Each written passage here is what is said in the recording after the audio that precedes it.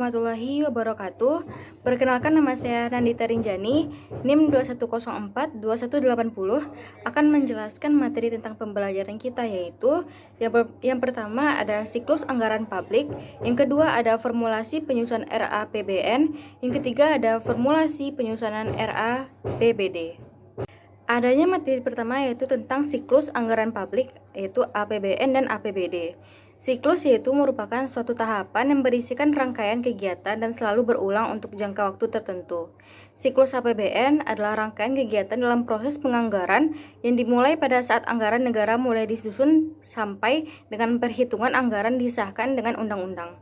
Yang selanjutnya yaitu letak siklus APBN saling beririsan pada suatu tahun anggaran. Misalnya pada tahun anggaran 2016 terdapat yang pertama sebagian siklus APBN tahun anggaran 2015 yaitu tahap pemeriksaan dan pertanggungjawaban APBN, dan yang kedua itu sebagian siklus APBN tahun anggaran 2016 yaitu pada tahap pelaksanaan, dan yang ketiga itu sebagian siklus APBN tahun anggaran 2017 itu pada tahap perencanaan dan penganggaran. Selanjutnya itu ada 5 tahapan pokok dalam satu siklus APBN. Yang pertama, perencanaan dan penganggaran APBN, yang kedua penetapan atau persetujuan APBN, yang ketiga yaitu ada pelaksanaan APBN, yang keempat ada pelaporan dan pencatatan APBN, yang kelima ada pemeriksaan dan pertanggungjawaban APBN.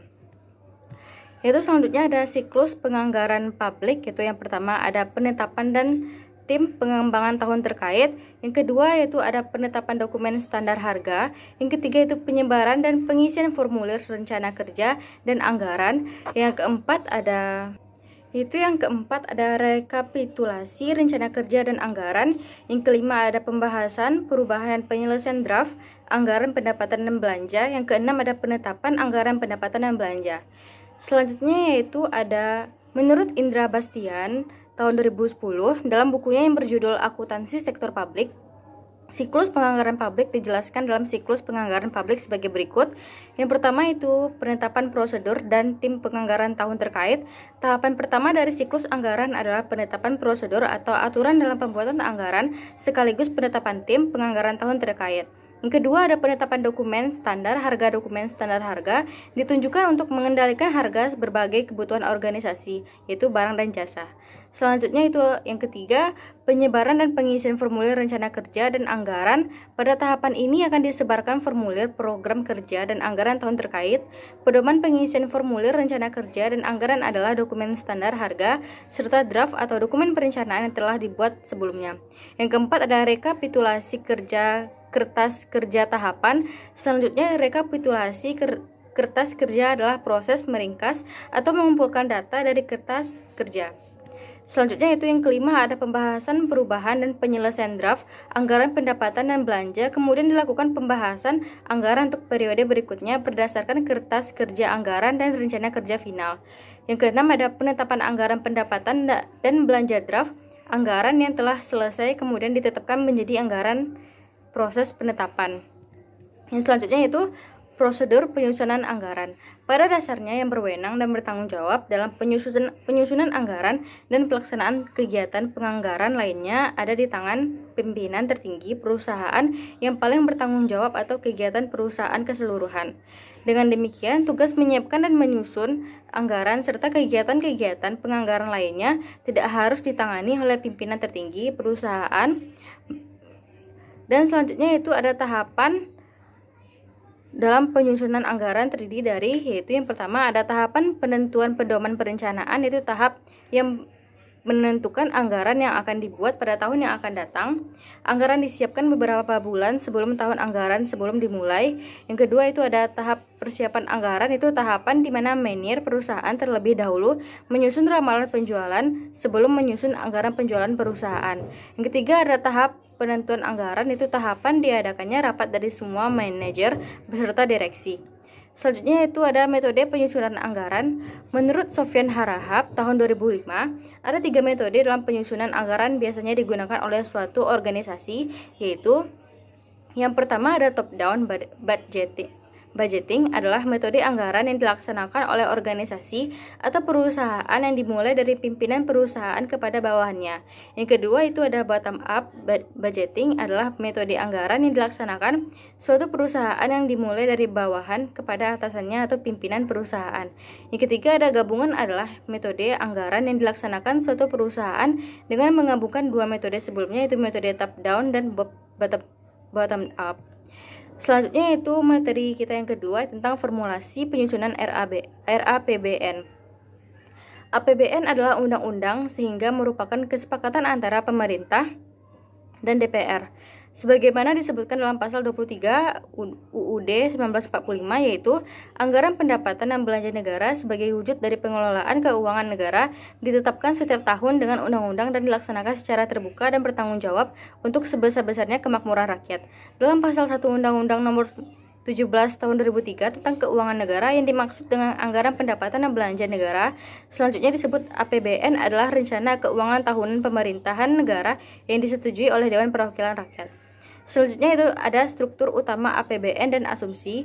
Secara garis besar struktur APBN adalah yang pertama A. Pendapatan negara dan hibah, B. Belanja negara, C. Keseimbangan primer, D. Keseimbangan umum, E. Pembiayaan anggaran, dan selanjutnya itu asumsi dasar tersebut adalah yang A. Pertumbuhan ekonomi, B. Inflasi, C. Tingkat bunga SPN 3 bulan, D. Nilai tukar rupiah terhadap dolar, E. Harga minyak mentah Indonesia di pasar dunia, dan F. Produksi lifting minyak atau lifting gas. Selanjutnya itu ada faktor-faktor penentu APBN. Beberapa faktor penentu APBN antara lain dapat dijelaskan sebagai berikut. Yang pertama yaitu indikator ekonomi makro yang tercermin pada asumsi dasar makroekonomi. Yang kedua ada kebijakan pendapatan negara. Yang ketiga ada kebijakan pembangunan ekonomi. Yang keempat ada perkembangan pemungutan pendapatan negara secara umum, dan yang kelima itu ada kondisi dan kebijakan lainnya.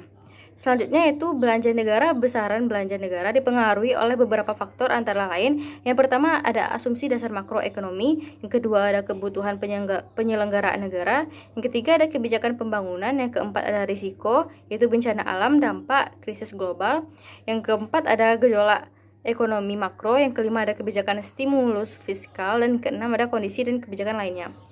Selanjutnya yaitu yang ketiga pembiayaan. Besaran pembiayaan dipengaruhi oleh beberapa faktor antara lain itu yang pertama asumsi dasar makroekonomi, yang kedua itu sumber dan kebutuhan pembiayaan, yang ketiga yaitu kondisi dan kebijakan lainnya. Selanjutnya itu apabila Dewan Perwakilan Rakyat tidak menyetujui rancangan anggaran pendapatan dan belanja negara yang diusulkan oleh Presiden, pemerintahan menjalankan anggaran pendapatan dan belanja negara tahun yang lalu.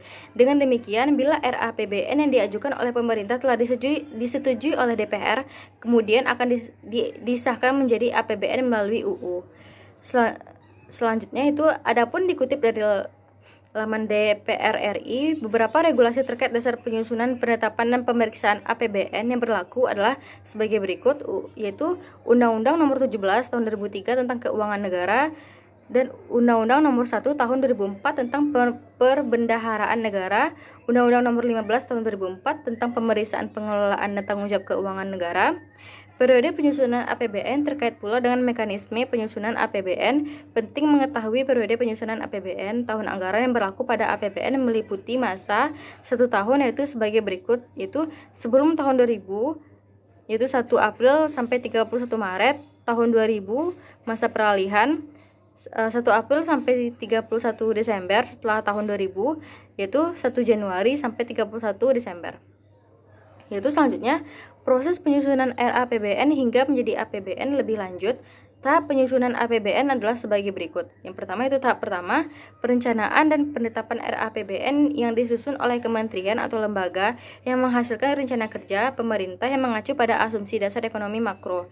Yang kedua yaitu pembahasan dan penetapan APBN yang dilakukan pemerintahan dan DPR dengan mempertimbangkan masukan DPD.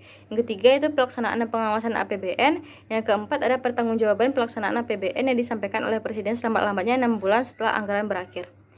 Materi selanjutnya itu formulasi atau penyusunan RAPBD. Struktur APBD, menurut Peraturan Menteri Dalam Negeri Nomor 13 Tahun 2006, struktur APBD merupakan satu kesatuan yang terdiri dari 1 pendapatan daerah, 2 belanja daerah, 3 pembiayaan daerah.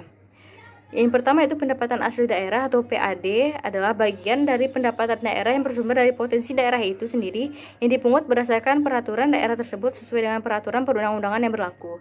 Yang kedua, selanjutnya itu belanja daerah. Belanja daerah meliputi semua pengeluaran uang dari rekening kas umum daerah yang mengurangi ekuitas dana yang merupakan kewajiban daerah dalam 1 tahun anggaran yang tidak akan diperoleh pembayarannya kembali oleh daerah. Selanjutnya yaitu ada 3 pembiayaan daerah. Pembiayaan adalah setiap penerimaan yang perlu dibayar kembali dan atau pengeluaran yang akan diterima kembali baik pada tahun anggaran yang bersangkutan maupun pada tahun-tahun anggaran berikutnya. Baiklah, sekian penjelasan materi dari saya. Wabillahi taufiq wal hidayah. Assalamualaikum warahmatullahi wabarakatuh.